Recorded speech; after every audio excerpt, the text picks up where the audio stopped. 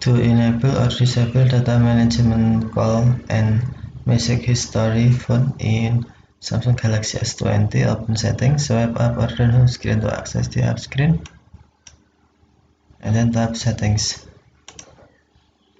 You can also open settings screen from notification panel. Swipe the notification panel and then tap settings icon. Scroll down settings screen, find privacy, and then tap privacy.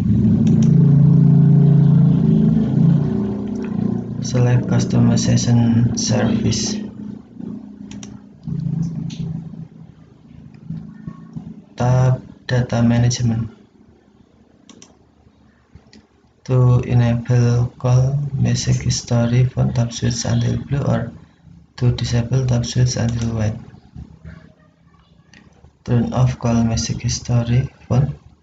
Your call message history phone want to collect it on this phone anymore. Tap turn off if you sure.